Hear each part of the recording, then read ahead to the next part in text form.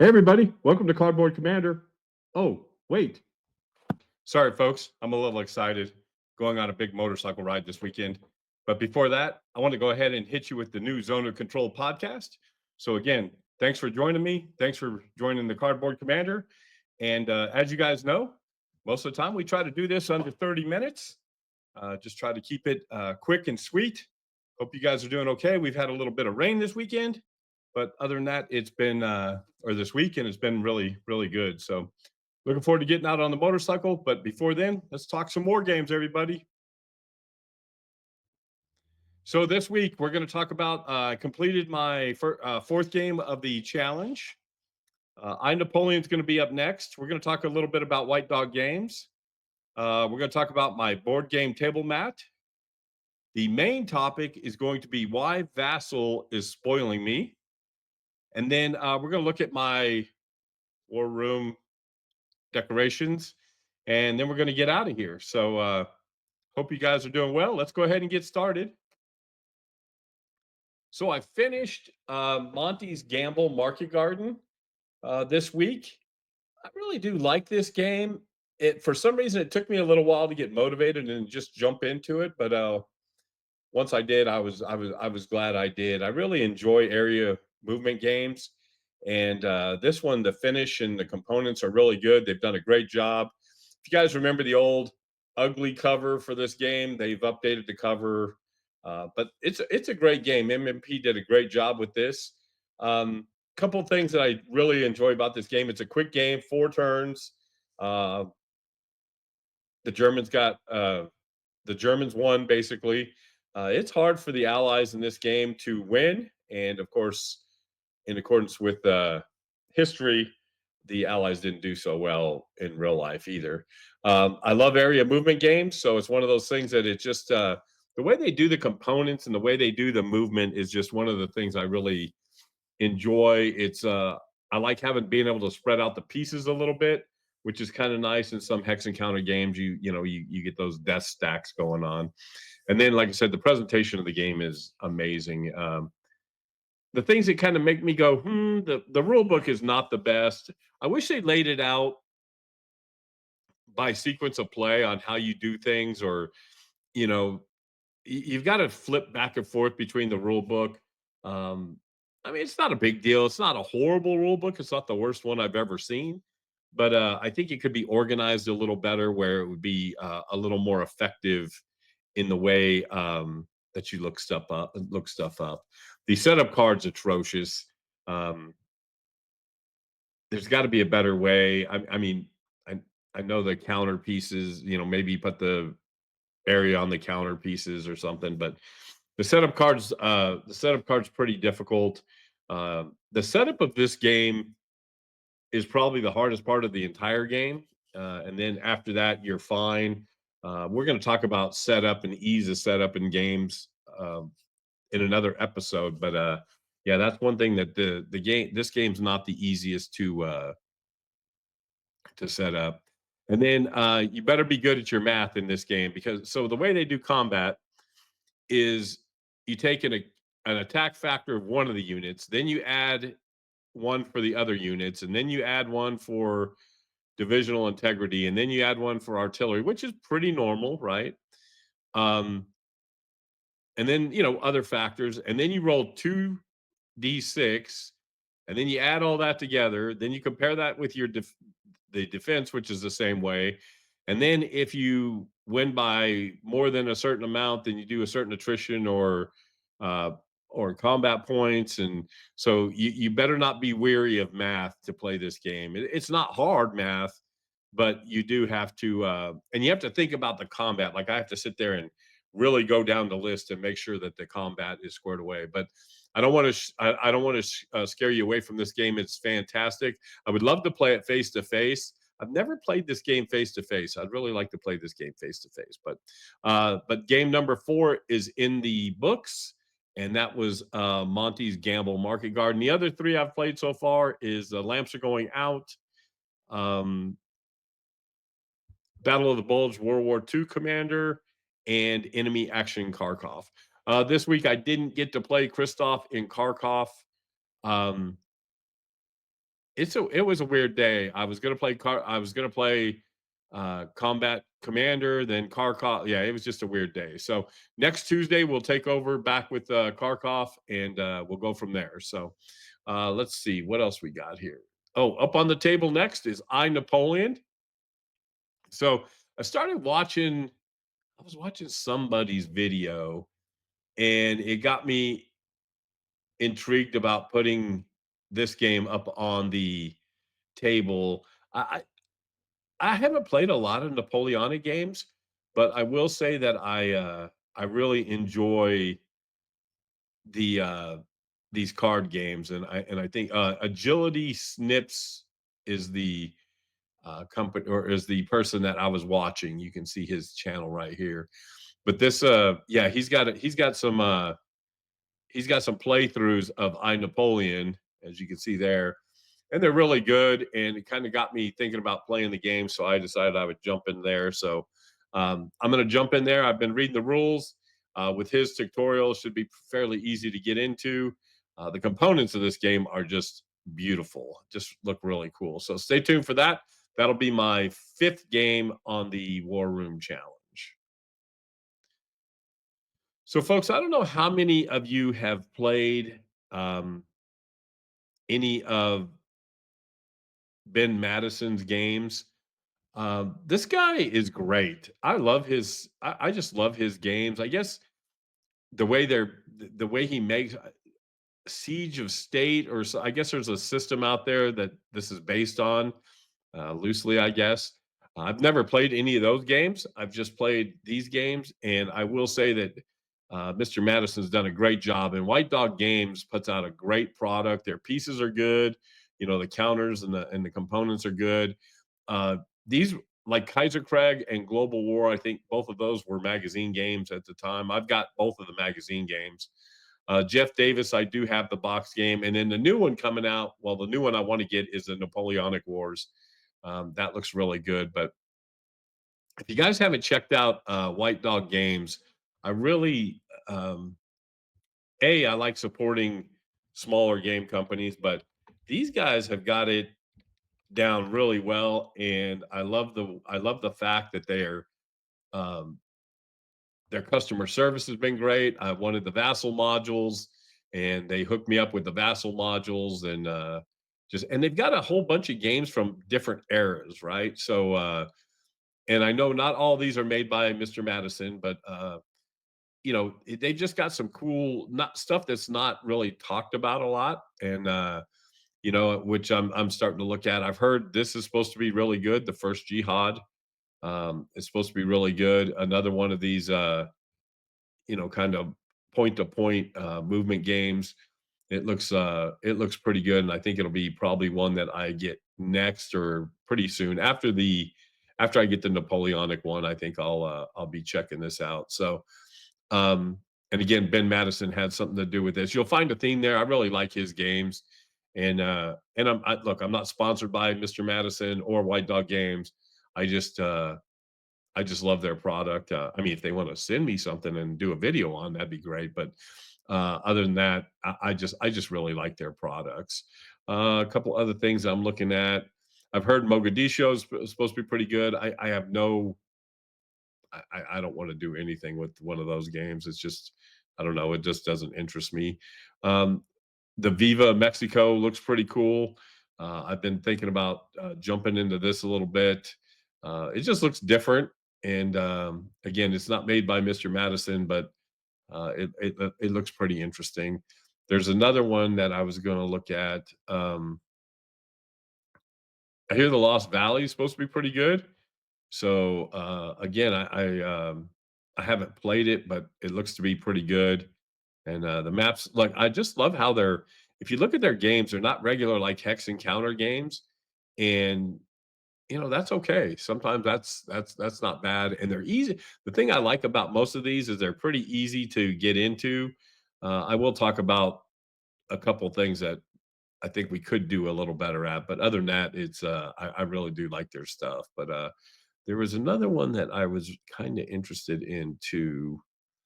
Da-da-da. I don't know. I'll if I think about it, Oh, that's it. War in the Pacific. So this one looks kind of cool. It's got 12 pages of rules, so it doesn't look real complicated, but I don't know, something about it looks pretty interesting. I'd like to see how they do it. I like the map and card driven, all the cool things that I like. So stay tuned for that. I'm going to kind of see what we can do there. But yeah, I really like these games. Kaiserkrieg I'm playing now, so I've got it set up in my on the table as well as or on my uh other table. I can bring it in and it's all set up. And then I'm playing it on Vassal as well. It's a long game, but man, I tell you what, the rule book for that thing is amazing. You just go step by step, and the rule book's written by the sequence of play. You can't you can't not like the way it is. I mean, you just read down. It's so explanatory. I mean, explanatory, is that a word? It's very easy to read and very easy to take in.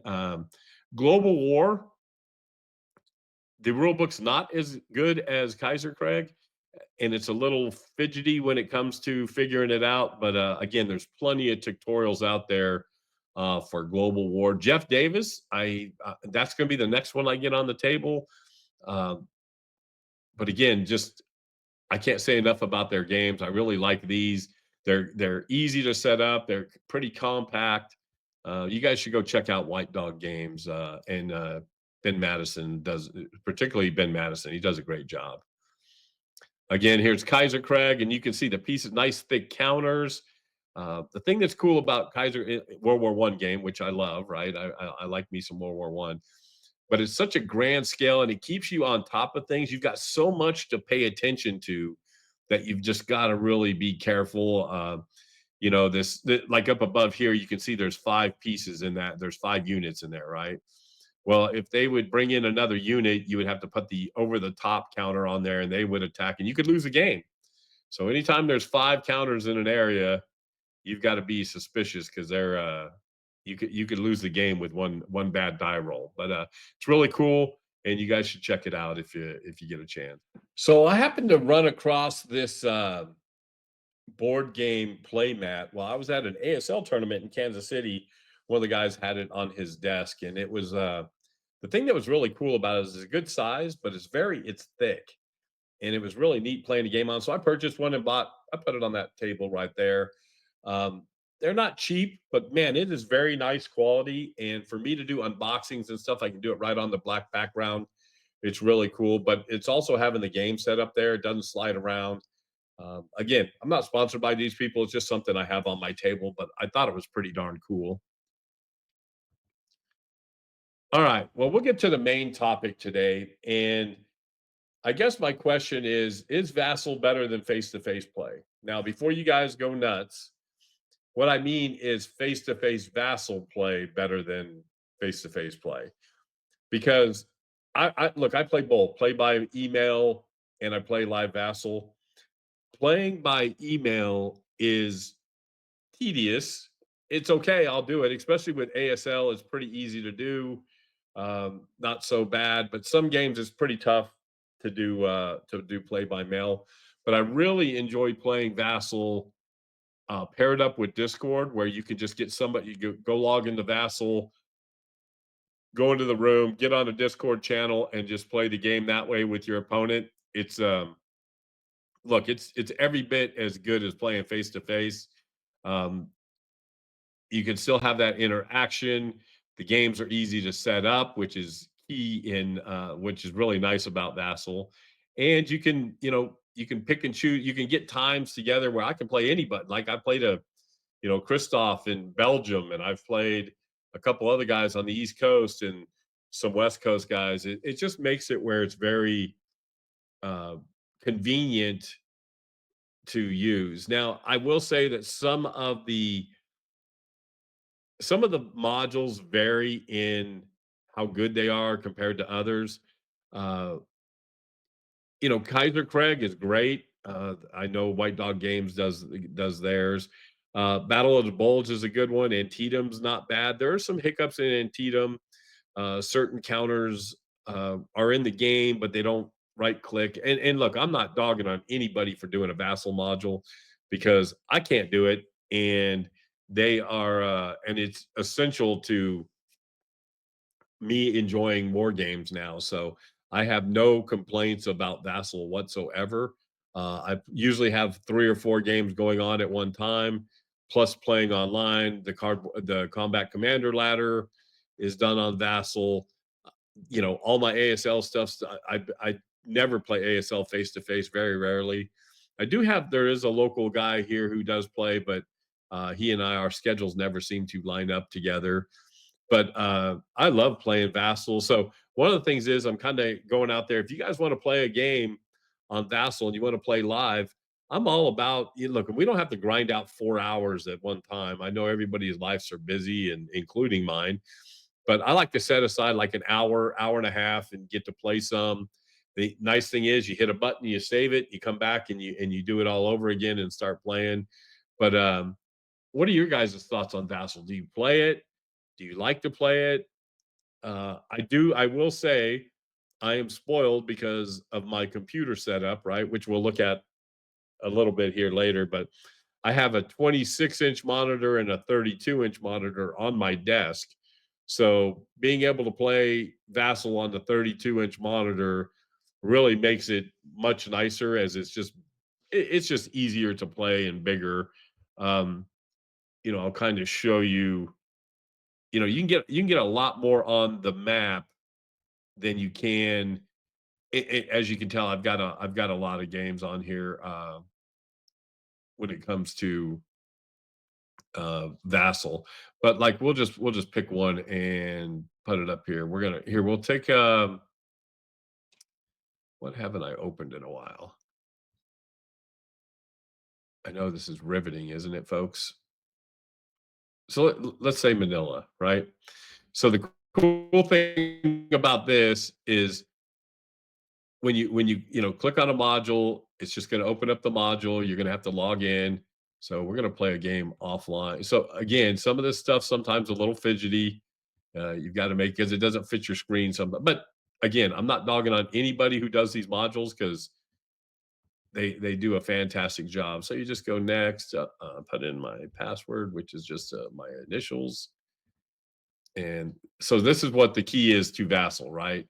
Is you initial setup, you push a button, you say finish, and there's the game, right? And the cool thing is well, they've really redone this map. It looks really nice. So you can sit here and you can put like fit the width. So now the whole board game's on here. Real easy to just move counters around.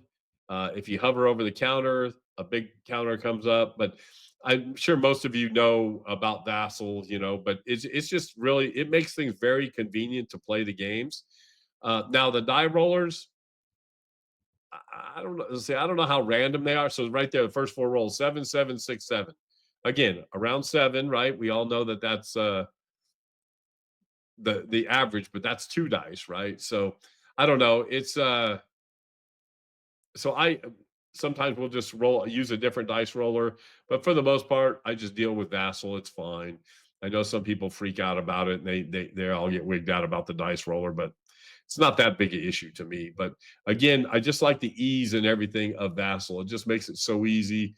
When you want to in the game, you just save game and you move along, right? It's just very easy to do. I like how they have you can get they'll have the charts and everything. Like this game, everything's on the board, so you don't have to worry about it. They do have some charts, but I'm sure and what they'll do is they'll not put all the charts on in the game just because they want people to go buy the game, which I would highly recommend. So before we go any further, I do want to say buy the game if you're going to play it on Vassal. Now I have played games without owning the game, but a Jest of Robin Hood and Triumph and Tragedy, and I went out and bought the game. It sold me the games. Once I played them, I wanted to have the game, and so I went and bought the game. But that's what Vassal should be, right? These game companies need to make money, and I don't mean to rant on that, but that's my thoughts on that. But again, I really do like playing Vassal. I don't know if it's better than face to face, but it sure comes close. And again, if you guys want to play a game, shoot me a note. Let's do something.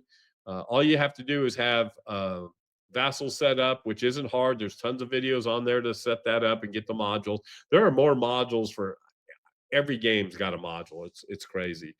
Discord's easy. You just jump on there. I do have a Discord channel, which I'll put down in the description, or you can always find on cardboardcommander.com. It'll take you to my Discord channel. You just jump in a room in there. You can play in there anytime you'd like. But yeah, tell me what your thoughts are. What do you guys think about Vassal? The war game area update. So I am very fortunate to have a wife who supports my weird hobbies. So again, I like motorcycles and off-road Jeeps and camping and war games, right? So and sports, there's way too many sometimes. But she came home and brought me this picture of the airplane, and I just the engine of the airplane, and it just fits the room so cool. It's kind of like a 3D type of picture. It's right back there on the wall, as you can see, next to my. So the maps, everybody keeps asking me why I don't have better frames for my maps. The reason being is my cat will jump up there and scratch on those. So if you look at the right angle, they're all scratched up, and so yeah, I just buy cheap frames. But the top picture is a picture of World War One or the start of World War One, and the bottom picture is a picture of Stalingrad taken from German maps. But my meager war game collections over there to the left. Now I am starting to get to the point where, as you can see, that bottom shelf is the last empty part I have of the shelf. So I'll be filling that up, and then I don't know what I'm going to do after that, because this room is like when you first walk into the house. My wife has been very, gracious in letting me have. This is supposed to be a dining room, but it's got great light, and there's two of us here, right? So we've got two extra bedrooms. This allows people to come visit, and I can set up my games all the time and have them set up all the time. You can see there on the right hand side my big monitor. That's the 32-inch right there, and then my 26-inch. My laptop's right there, so I can actually have three. But I find that a little distracting, but not horrible, but a little distracting. And then that's my war game table setup. This is that foldable table I have, plenty big enough. I've got Napoleon on it right now. You'll see my little camera setup that I run. So I am going to keep the GoPro on here. So everybody seems to like the GoPro image on my videos, and of course I can film in 4K with those. My DSLR is a little older camera, and the images just aren't as good. I am looking to upgrade cameras to the new Sony 1F Z1F, but we'll see. It's about $400, so we'll have to see what I can do there. But yeah, so my war game room. That's I want to thank my wife for that, and share your pictures of what your war game rooms look like. I really I like watching them. Maybe I can get some ideas from you guys, but show me your war game rooms. So folks, that's about it. Like I said, we try to keep this about 30 minutes. Um, I really want to just thank you guys for supporting the channel. You guys have been great. I've got some great feedback. A lot of people were very supportive, and I just love this community and love this war game community. Um, Pushing cardboard, all the cool kids are doing it. That's true. So we need to continue doing it and growing our channel. Go check us out on all the socials, all that sort of thing. Hope you guys are doing great. Hey, I think next week we're going to have a live show. I will be here, and my wife is. Oh, that's what I want to talk about too before we go. My wife is heading out to spend a Mother's Day weekend with her mom and her aunts and cousins. It's a girls' weekend that they're doing in Albuquerque. So the good news is I will be here by myself and can play war games anytime I want. So going from Wednesday night on next week, if you want to play a game, shoot me a note. Let's get together.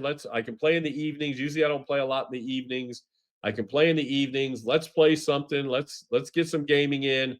I'm going to fully immerse myself into some gaming. I'm going to do a lot of videos, just getting some content out there, because the next couple weeks I'm home for 2 weeks, and then I get on a little bit of a roll with motorcycle trips and going camping and stuff.